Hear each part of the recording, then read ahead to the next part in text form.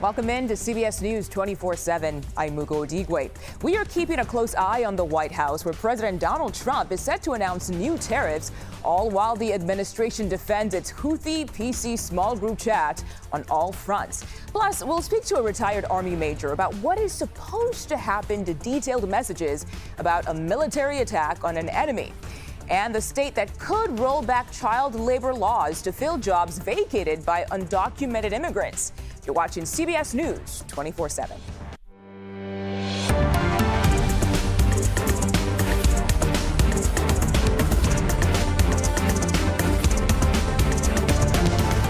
The Atlantic posting new screen grabs and a fresh article today giving even more details about the national security officials who discussed a military operation on Signal, a non-government-approved messaging app. Jeffrey Goldberg, editor-in-chief of The Atlantic, was mistakenly added to that chat. And this morning, they published new details about the messages. So let's get into it. National Security Advisor Mike Waltz added Goldberg to the Houthi PC small group chat, where messages were set to erase after 1 week. Waltz outlined goals for the group, saying, quote, establishing a principals group for coordination on Houthis, particularly over the next 72 hours. Further into the chain, Pete Hegseth sent a team update outlining timing for the mission and giving details on the operation, including those about F-18s and strike zones. And as you can see, included in the chat, Vice President J.D. Vance, Special Envoy to the Middle East Steve Witkoff, and White House Chief of Staff Susie Wiles. Editors from The Atlantic made the decision to release the messages after the White House downplayed the importance of the group chat just yesterday. Two of the people involved in that group chat, CIA Director John Ratcliffe and National Intelligence Director Tulsi Gabbard, testified in day 2 of the Worldwide Threats Assessment hearing, this time in front of the House Intelligence Committee.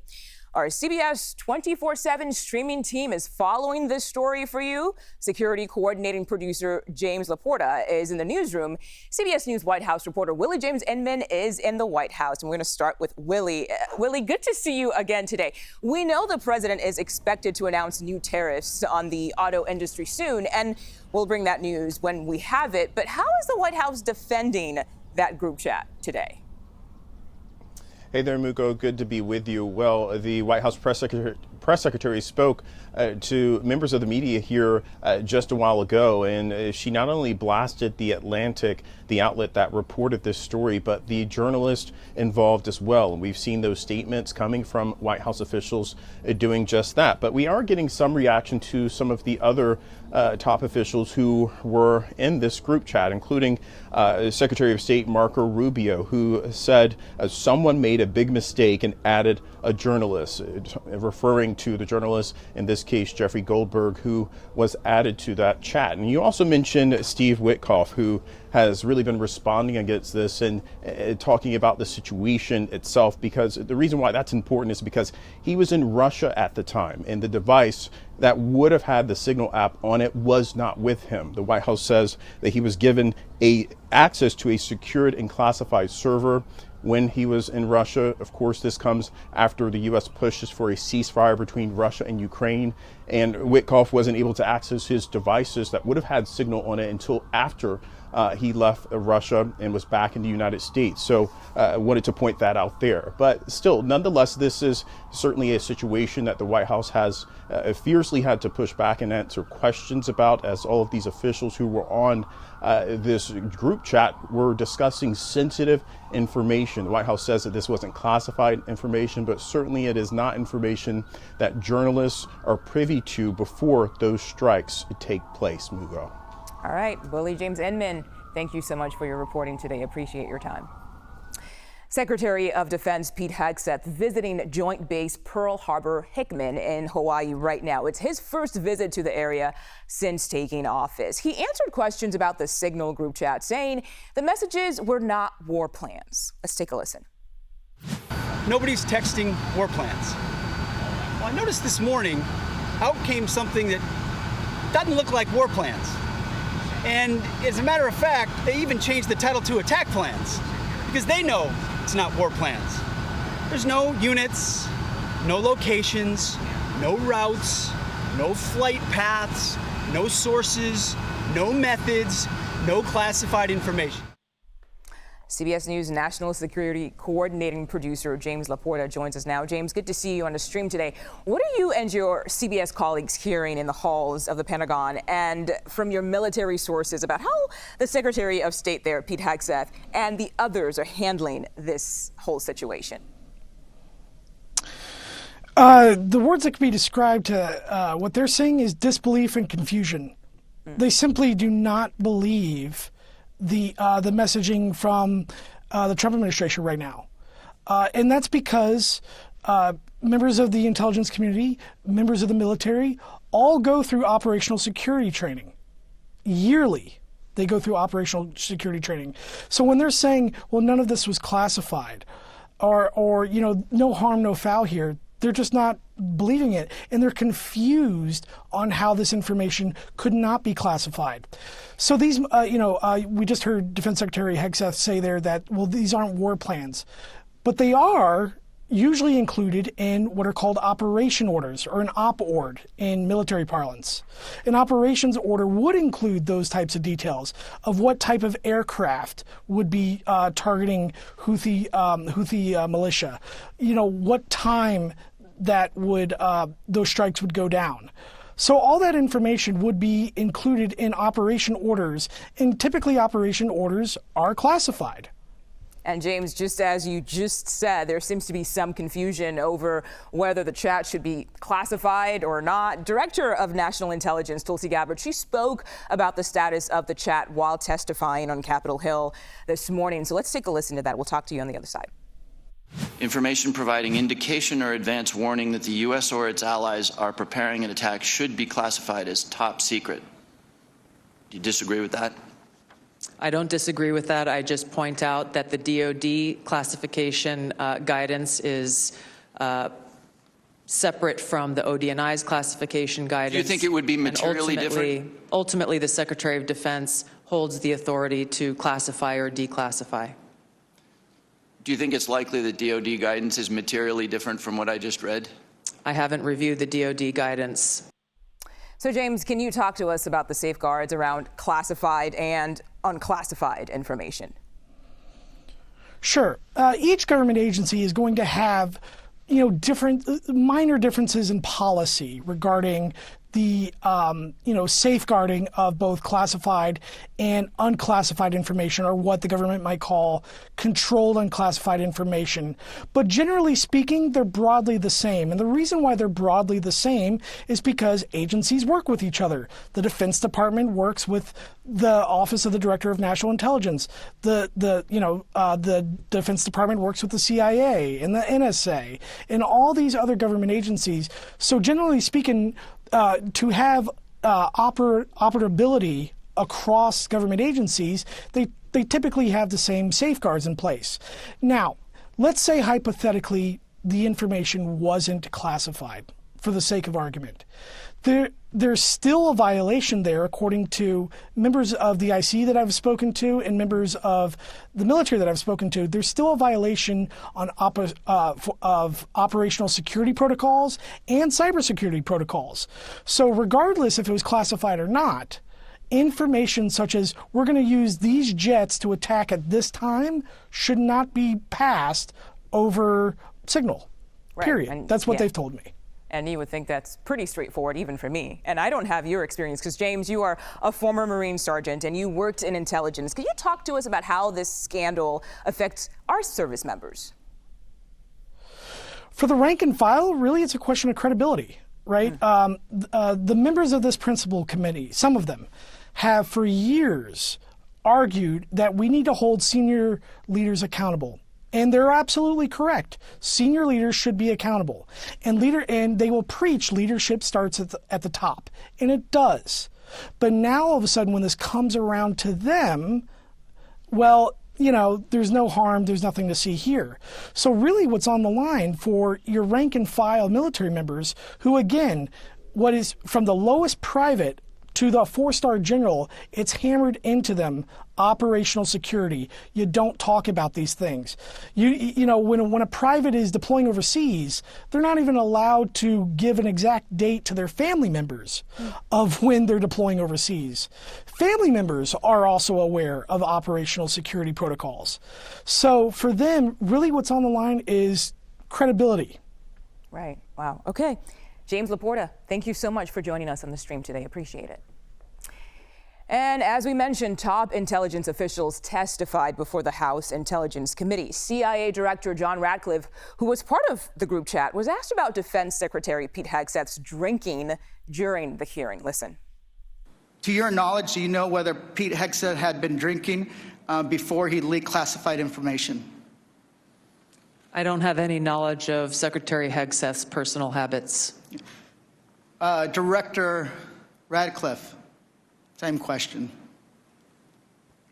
Yes or no? You know, no, I'm going to answer that. I think that's an offensive line of questioning. The answer is no. I find it interesting that you want to. I'm going to answer. You asked me a question. Do you want an answer? No, listen. You don't want to focus on the good work that the CIA is doing, that the intelligence community. Director, I reclaim my time. Director, I reclaim my time. All right, CBS News congressional correspondent Nicole Killian joins us now from Capitol Hill to discuss this hearing. Good to see you again today, Nicole. What did we learn about the Signal group chat from that hearing on the House side today? Well, I'm not sure we learned too much more than what we heard yesterday. I mean, once again, there was CIA Director John Ratcliffe, who you heard from just there, as well as DNI Director Tulsi Gabbard, again, continued to defend their use of this chat, although DNI Director Gabbard did acknowledge that this was sensitive information that was discussed, but continued to insist that it was not classified, as did the CIA Director. And of course, that really was kind of the crux of the hearing, especially now that the Atlantic has released some of those messages. You know, was that information classified or not, based on DoD guidance, based on guidance in the intelligence community, and really trying to get at whether or not there was a violation committed. Certainly there was a violation committed in the minds of many Democrats in the sense of putting out information that they say and they believe could have compromised the safety of U.S. troops had some type of foreign enemy been privy to that information. So that is the real concern here. And of course, we know that members of the House Intelligence Committee met with these intel officials behind closed doors and continued to say that they were dissatisfied by their answers. Same thing happened over on the Senate side yesterday. I think the big question for many who remain concerned about this issue is, will there be any kind of accountability? And one thing we have noticed throughout the course of the day is we are hearing from more congressional Democrats writ large who continue to call for Defense Secretary Pete Hegseth to be fired or resign. That started with a call yesterday from House Minority Leader Hakeem Jeffries, and then today Leader Chuck Schumer told me that he agrees with Leader Jeffries that in fact Pete Hegseth should be fired, and he posted that message on X a couple of hours after we asked him that question. We have seen other rank and file members as well call for the resignations not only of Hegseth but also the National Security Advisor Mike Waltz and other officials who were involved in this text chain. There is a sense among other lawmakers, most notably some congressional Republicans, who do feel this issue merits further investigation and review, most notably the chair of the Senate Armed Services Committee, Roger Wicker, who says that he will ask the administration to provide an inspector general report of what happened here, and does want to hear more from administration officials in a bipartisan fashion in terms of what happened here and what went wrong. Yeah, and Nicole, that's literally part of my next question for you, because you just talked about how lawmakers are responding to the testimony of top security officials. But any chance that we will actually see action come out of today's hearing? Well, again, I mean, I think in terms of next steps, you know, it is pretty significant that you have someone like Chairman Wicker work in a bipartisan fashion with his Democratic counterpart on the Senate Armed Services Committee saying, yes, we want to look into this further, you know, because quite frankly, on the other side of the hill, when you look over at the House, most congressional Republicans, for the most part, are saying, look, this was a mistake. Yes, it was sloppy, not a good look, but we need to move on. But yet over in the Senate, you do have some congressional Republicans who, as I mentioned, feel that this merits further review. So again, we'll have to see how quickly the Senate Armed Services Committee acts, but they do want more information around this. Of course, getting back to congressional Democrats, many of them have sent letters to the administration asking them to preserve records of this signal text chat, asking for more information. And so, again, we'll have to see if the administration responds to those demands. All right, we'll see what comes next. Nicole Killian, thank you so much for your time today. We have new video of a Tufts University graduate student being arrested by federal agents. That incident is sparking new protests, and that's next. You're watching CBS News 24/7.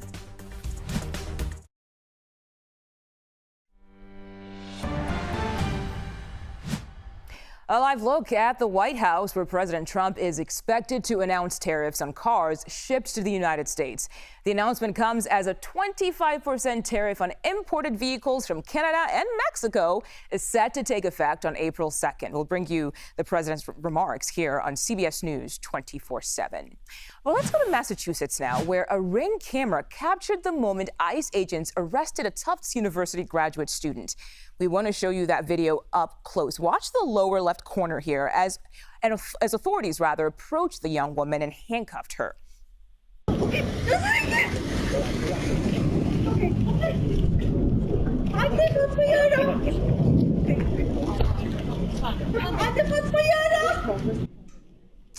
Now, this happened right outside an off-campus apartment building in Somerville, just north of Boston. A lawyer for the student says she is a Muslim Turkish student with a valid student visa. Let's go to our breaking news correspondent, Chanel Call, in the CBS newsroom in New York. Chanel, good to see you again today. That video is terrifying because when moments like that happen, you don't know who is grabbing you. So can you tell us what we know right now about that arrest? Yeah, and Mugo, we actually also have another angle of that scene to share with you. So I want to show you that video right now. It essentially shows 6 plainclothes agents handcuffing 30-year-old Rumeysa Ozturk. Once we show you that video, you'll be able to see it, and you can also hear the person who captured this video actually noting that most of the officers there were masked. These Homeland Security agents, they were there, they removed her backpack, and then eventually they walked her down the street into a vehicle. Now, all of this happened on Tuesday evening, and we should mention Ozturk is a Turkish national, also an international graduate student at Tufts University in Massachusetts. Now, in a petition that was filed in Boston federal court, her lawyer, Mugo, says that she was leaving her home, heading to an iftar dinner with friends when this happened on Tuesday evening. Federal agents have so far not explained why she was taken from her home and detained. Wow, and Chanel, here's the other part of this story that just blows my mind here. Lawyers for that student, they say they do not know where she is right now and have not been able to contact her. So do we know what's going on there? Yeah, a bit of an update with this. So earlier today, Mugo, her lawyers had said, we don't know where she is, we don't know where she's being held, and we haven't been able to contact her. But just moments ago, a DHS spokesperson confirmed to CBS News that Ozturk is now being held in a Louisiana detention center. That spokesperson also says Ozturk is, quote, granted the privilege to be in this country on a visa. DHS and ICE investigations found Ozturk engaged in activities in support of Hamas, a foreign terrorist organization that relishes the killing of Americans. A visa, they say, is a privilege, not a right. And glorifying and supporting terrorists who kill Americans, they say, is grounds for a visa issuance to be terminated. This, it goes on to say, is common sense security. But again, no word from federal agents on if charges will be laid here. Wow. Okay, Chanel Cole, thank you so much for that update. We appreciate it. And we want to go to Florida now, where teenagers could soon be eligible to do the jobs once held by migrant workers. CBS News Miami's Chelsea Jones tells us the state Senate narrowly approved a proposal that would lift restrictions on when 16 and 17-year-olds can work. I talked to a 17-year-old who says he's been looking for work for 2 years, but says he's been told he's too young. His name is Alex Jesse, and he's been working for his dad's company for spring break to make some extra cash. He says Senate Bill $918 would have helped him make money so he can buy and maintain a car, plus hang out with friends like any normal teen. Now, the idea with this bill is that low-wage or undesirable jobs that were once filled with migrants get filled with younger workers. That's a solution Governor Ron DeSantis says he supports. Tuesday, the state legislature advanced the bill that would allow 16 and 17-year-olds to work before 6:30 a.m. or after 11 p.m. on school days. It allows them to also work more than 8 hours on a school day and more than 30 hours a week. It would also end the requirement for teens to have 30-minute lunch breaks while working those 8-hour shifts. But for Jesse, going to school and working sets him up for his future as a welder. Hopefully, I either want to go out to the oil rigs and weld underwater or do the pipelines. This bill would also allow 14 and 15-year-olds to work if they are homeschooled or enrolled in virtual schools. It will now pass through 2 other committees before heading to the full Senate for a vote. In the Redlands, I'm Chelsea Jones for CBS News. Back to you. A live look at Seattle now, where the Pacific Northwest could see some severe weather today, including strong winds, hail, and even a chance of a tornado. Meteorologist Darren Peck is here to tell us more. Hey, Darren. Yeah, Mugo, that requires a bit of an explanation. You do not often get severe weather like that in the Pacific Northwest. If you're going to get it, you have to have something unique like that. Look at that storm. That's unmistakable. That area of low pressure tightly wound up like that, sitting right off the coast, that is what's going to work its way onshore into the Pacific Northwest over the course of the next 24 hours. But it's really tonight when you're going to see the leading edge of that come on shore. And watch what the screen's going to light up here. When the leading edge of that big spinning cinnamon roll out there, right there, moves a whole lot of yellow and orange through Seattle, basically. This is their biggest threat. That's tonight. That's like 7, 8 o'clock tonight, where you can get some isolated thunderstorms. But they're not done, because the center of that thing, that big spinning low, that comes on shore then tomorrow. You can actually see it in the radar. So they're going to be busy there tomorrow with wind and more rain. But tonight is really the bigger concern there from a significant kind of rain and thunderstorms and all that kind of thing. There's one other item to discuss across the midsection of the country. Take a look at Texas, which is now falling into a deepening drought. As the storm that we just watched moves across the rest of the country, Texas is about to get good news, but almost too much of a good thing. Look at all the rain that's going to move through Texas over the course of the next 2 days. This is great from the drought perspective, but it's almost more than they need, because when we visualize the problems down here, the Storm Prediction Center has actually put a red bullseye down there for excessive rainfall. So they're getting rain, Mugo, and this will help from a drought standpoint. But the problem with this is it's too much in too short a period of time, and now they're concerned that they might have some flooding issues down there. Context. Exactly. Appreciate it. Yeah. Thanks, Darren. See ya. Trump's team continues to play down the group chat discussing a military operation. We'll speak to a retired Army major about those messages. That's next.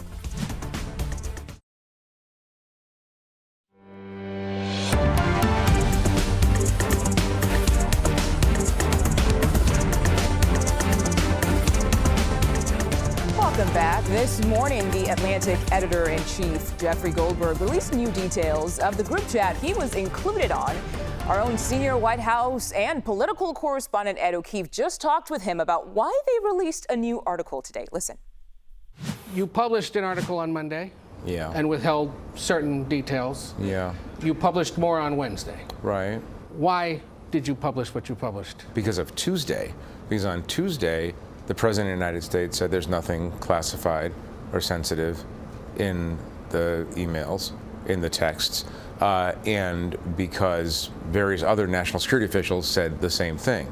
So what we did yesterday was, given that information, we went to the agencies, CIA, DOD, DNI, et cetera, and said, you guys have said there's nothing classified or dangerous in here. We're just double checking with you. Is there anything that you believe for national security reasons we should redact? The CIA asked us to redact something, and we did. No other agency asked. The White House spokeswoman gave us a kind of boring, generic kind of, we wish that you wouldn't do this, but you know, that there's nothing classified here. It shouldn't even go into that area. So the reason to post it is because I think people should see for themselves. They're saying nothing happened. I'm saying that this represents a serious breach in national security and communications. And so, you know what? That's what journalism is for. Here, go look at it for yourselves and decide if this represented a serious breach of secrecy and national security. And you will hear more from that interview later on all CBS platforms. The messages were shared by Defense Secretary Pete Hegseth. Our very own Ellie Watson asked him about the messages just yesterday. Listen. Mr. Secretary, the messages the White House called authentic did at the very least include sensitive details about targets and timing. Did you declassify that information before you put it in the chat? And are you using Signal to discuss operations as sensitive as the strikes against the Houthis on a government or a personal phone? First, all I would say is the strikes against the Houthis that night were devastatingly effective. Those same troops that you are proud of, do you regret putting information like the ones you did in the Signal chat that could endanger those same American service members? Nobody's texting war plants. Joining me now is retired U.S. Army Major and military analyst Mike Lyons. Mike, thank you so much for joining us today. You are also a combat veteran of Operation Desert Storm, and that is where you commanded an artillery battery and were awarded the Bronze Star. So what do you make of these messages? Would you consider them classified? Well, it wasn't classified up to a point. I think the message that the Secretary of Defense put in there when he starts talking about the strike in above itself, I think that crosses the Rubicon, becomes classified. But let's take a step back even further. This is all about process, and bad process, frankly, from a group of relatively inexperienced individuals who were maybe trying to do the right thing by gathering the right people initially in what was going to be a very important mission. Look, anytime the United States goes to war and fires on another sovereign nation, we have to have everything tightly wired here. So, you know, what started out as likely a good intent in this Signal chat to organize people to do that spilled over to the operational. And it just frankly tells me from a process perspective that this group didn't practice. They didn't figure out what they were going to do first in order to make this mission go. And then it clearly spills over into the classified as it winds down. And does the Army ever disclose attack methods like this? For example, saying that F-18s were used. As we know, the fight against the Houthis is ongoing. Does this compromise future campaigns?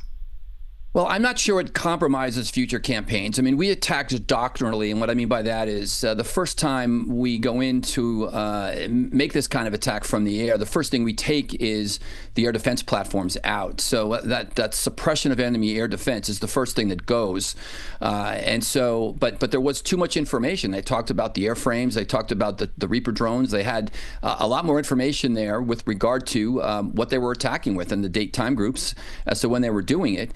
Our technology is so much greater, though, than what this enemy had, so that their confidence level was high that the air defense systems weren't going to take out our system. So I think that was kind of part of the bravado, I think, that I saw in this group chat as the results were finally released there.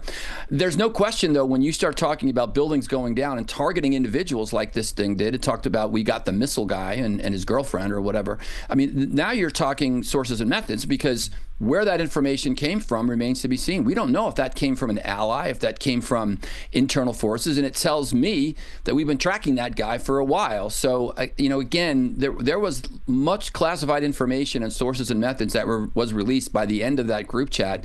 Now, the administration can argue that they've declassified it now at this point, but in the moment, it clearly was something that was classified. Yeah, but Mike, I have to ask, did you or your superiors ever share this type of information over a non-government secured method of communication? No, absolutely not. And, you know, I worked as an intel officer as well. I could tell you this, in the moment, mistakes happen. You know, when in combat, there are certain things that sometimes get out on the radio, and there are intelligence leaks.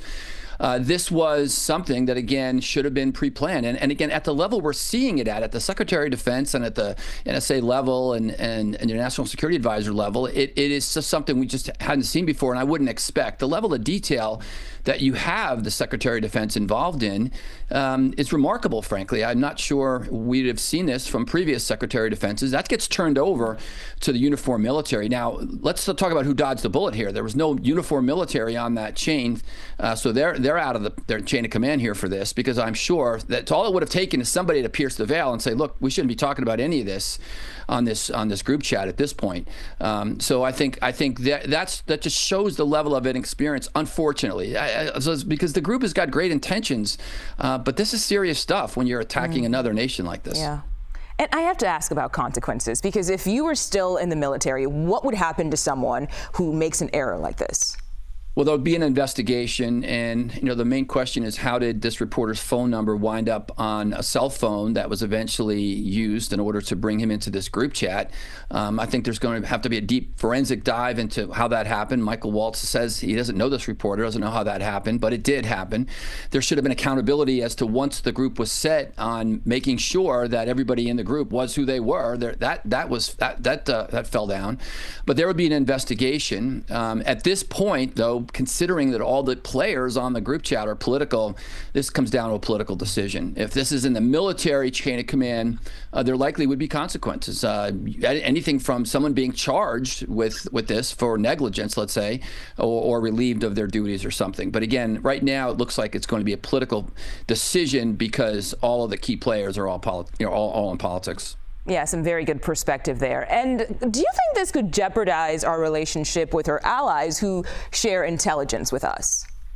I think it could, and I think we have to work at that. Look, our allies collect information on us. Every single one of the people on that chat has been targeted by our allies, our enemies. They've got to be the most collected information pieces that are in the world right now, because it's important. They want to hear what they're saying. That's why I just don't understand on any level why they didn't move this over to some other high source or other government way to communicate with each other once the operation started.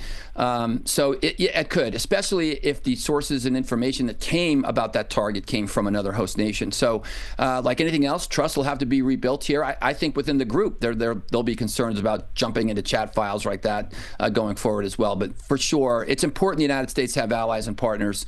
And frankly, from a political side, we haven't done a very good job with that since the beginning of the administration. Right. I'm sure we're not done talking about any of this just yet. Mike Lyons, thank you so much for joining us on the stream today. Thanks for having me. We are watching Wall Street as investors brace for Trump's looming tariffs on auto imports. The president is expected to unveil the new duties today. By today's closing bell, the Dow dropped more than 100 points. General Motors and Stellantis each fell more than 3%. Let's take a look at our interactive stock market heat map, brought to you by FinViz here, showing the top 500 stocks in real time. The red indicates the stock is down, green means it's up, and the size of the box represents market cap. And it looks like a down day for Wall Street today. CBS News senior business and tech correspondent Jolene Kent joins us now. Jolene, good to see you on the stream. I really appreciate your time here today. With the constant changes in trade policy, it's easy to get lost. So can you help us all just get out of tariff whiplash? Would these new tariffs, how would they affect us here in the United States? Mugo, it's so nice to meet you, first of all. And looking at the tariff announcement we expect from the White House later today, there's a lot that remains to be answered in terms of specifics. But what we do know is that automakers, a lot of those stocks were down today, including Tesla and General Motors. The idea from the president here is that there would be more tariffs levied on imported cars to the United States. But what you need to know is that nearly half of all vehicles are imported to the U.S. They rely largely on foreign parts. And so what this would do here, it was actually the goal is for the White House to increase production of vehicles here in the United States. But because costs would go up, it's unlikely that that would actually happen. It would end up resulting in companies, car makers, passing on those higher costs to the customer in the sticker price that you see at the dealership. While President Trump says he wants to increase the number of jobs in manufacturing, look, that takes time, right? 18 to 24 months for new jobs to materialize in plants and production facilities and on down the line. So you could see increased prices for cars. And then also a sort of after effect of that would be an increased demand for used cars. And you'll remember from the pandemic, when demand for used cars goes up, it also means the prices go up. And so President Trump has called April 2nd next week Liberation Day when it comes to the economy and levying those tariffs on trading partners. But, the impact on the American worker, Mugo, could be really big here. According to the Bureau of Labor Statistics, 1 million people work in auto manufacturing in the U.S., 2 million work at car dealerships. We expect to see a big impact if these tariffs indeed go through. There's so many tariffs at this point, Joling, I don't even know which is which. So thank you for joining us today and just helping us break it all down. Appreciate your time. Here for you. Frustration over Social Security, the changes that's making it harder for Americans to get their benefits. You're watching CBS News 24/7.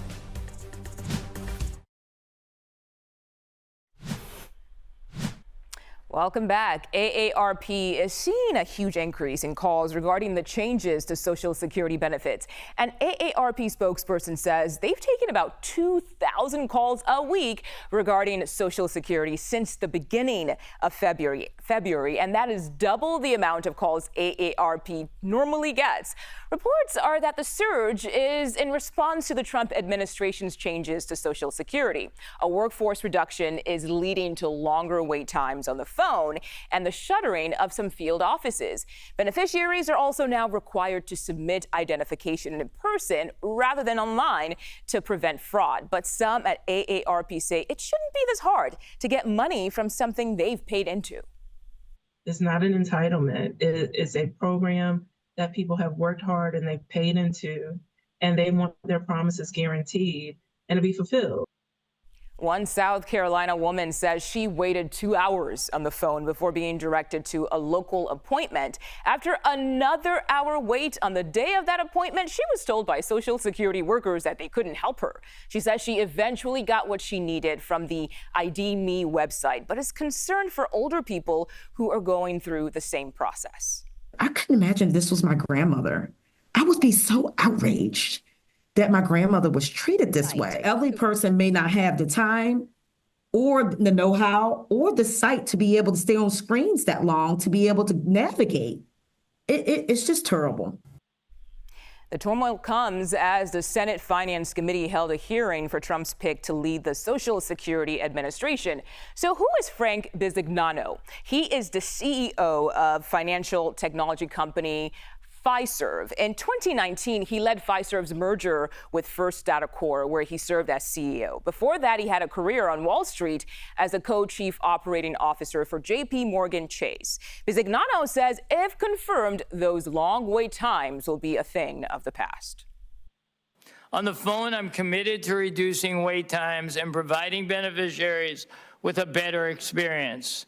Waiting 20 minutes plus to get an answer will be of yesteryear. I also believe we can significantly improve the length of the disability claim process. Importantly, I think a 1% error rate based on the Inspector General report is 5 decimal places too high. We'll get the error rate down and be more accurate in payments. Bisignano also says he wants to motivate the workforce, which he described as unsatisfied. This comes as more than 5,000 employees have either been fired or pushed out since President Trump and Doge head Elon Musk targeted the office. Staffing was already at a 50-year low. The last Social Security Commissioner, Martin O'Malley, criticized the move in an interview with CBS Evening News anchor John Dickerson. I believe it'll cascade into the sort of collapse that actually interrupts benefits for some period of time. No checks. People expecting checks each month won't show up. You cannot fail to put oil in an old car, fail to maintain an old car, and expect that that engine won't lock. Senate Democrats also sounding off about efforts to reduce the number of Social Security staff in offices. Senate Minority Leader Chuck Schumer said the Trump administration wants to eliminate Social Security.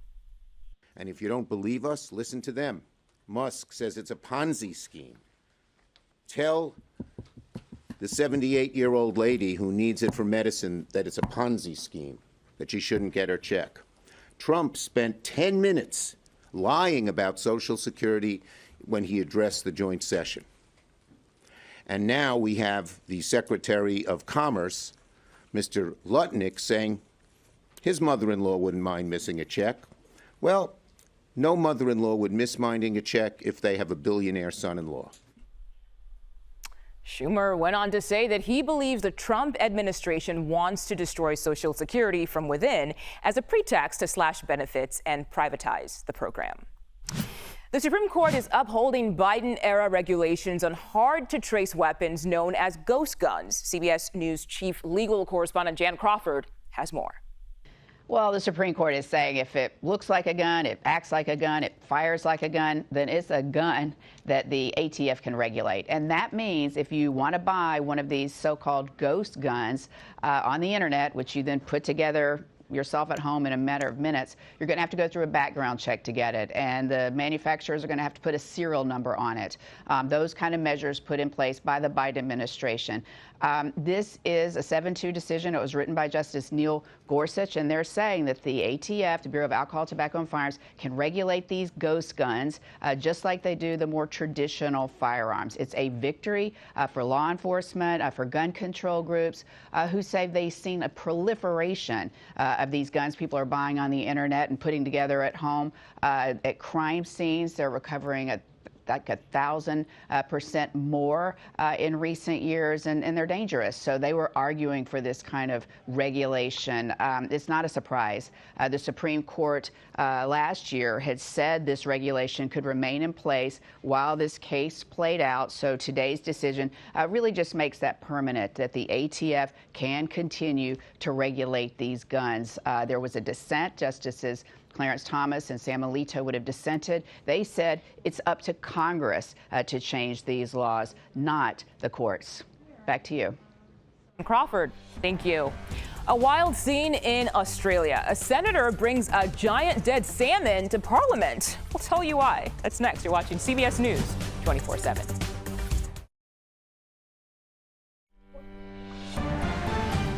Here's some news we are following around the world. A deadly wildfire is spreading in South Korea. At least 18 people have been killed and more than 27,000 were forced to evacuate. Authorities also had to transfer thousands of inmates out of prisons in the area.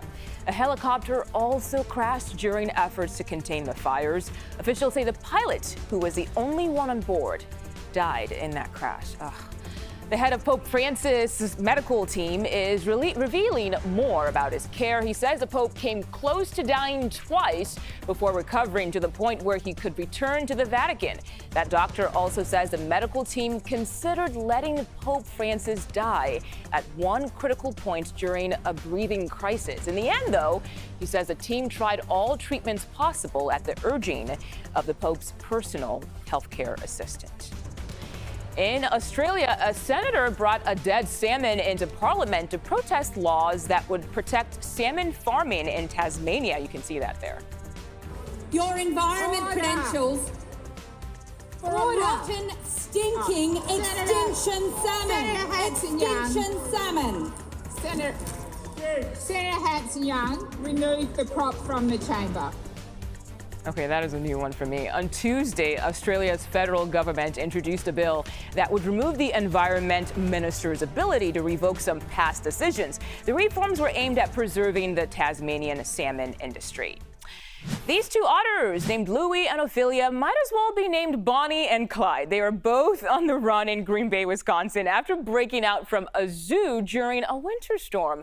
The Great Escape happened last week. They went through a hole in the fence at the new zoo and adventure park. And those North American river otters had a wild night, sliding around the fresh snow on their bellies. The zoo is on the mission to find them and set out traps and wildlife cameras.